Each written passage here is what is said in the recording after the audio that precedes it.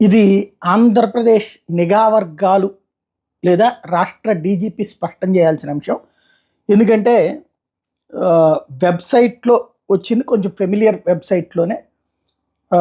ఏంటి అంటే పవన్ కళ్యాణ్‌కి థ్రెట్ ఉంది. పవన్ కళ్యాణ్‌ని ఉద్దేశించి నిఘా వర్గాలు కీలక హెచ్చరికలు జారీ చేసినయి. పవన్ కళ్యాణ్‌కి ప్రాణహాని ఉందని. ఇది కొన్ని ఫోన్ కాల్స్ ట్రాక్ చేసినప్పుడు పవన్ కళ్యాణ్‌కి సంబంధించిన ప్రస్తావన వచ్చినట్టుగా ఆయన పైన హత్య కుట్ర జరుగుతుందన్న అనుమానాలు వ్యక్తమవుతున్నాయి అన్నటువంటి కాన్సెప్ట్‌ని హైలైట్ చేశారు. ఇది వన్ ఇండియా లాంటి వాళ్ళు ప్రొజెక్ట్ చేసిందనమాట.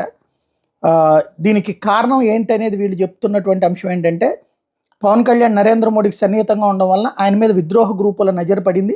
ఎన్డీఏ కూటమి కేంద్రంలోను, ఏపీలోను అధికారంలోకి రావడానికి పవన్ కళ్యాణ్ కారణం కావడం వల్ల మోడీ వ్యతిరేక శక్తుల దృష్టిలో పవన్ కళ్యాణ్ ఉన్నారన్నటువంటి అభిప్రాయం వ్యక్తం అవుతుంది అన్నటువంటిది. అయితే జనసేన వర్గాలని దీని మీద ఎటువంటి అధికారిక ప్రకటన రాలేదు.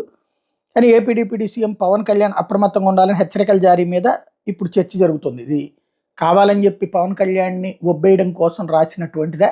లేకపోతే నిజమైతే కనుక అసలు పెద్దదే, మామూలు ఇష్యూ కాదు, అది చాలా సీరియస్. వాస్తవంగా టెర్రరిస్టులు ఆంధ్ర మీద కాన్సన్ట్రేట్ చేసి పవన్ కళ్యాణ్ మీద కాన్సన్ట్రేట్ చేయాల్సినంతటి అవసరమైతే ఏం లేదు. ఈ పాయింట్ల మీదనైతే ఉండదు.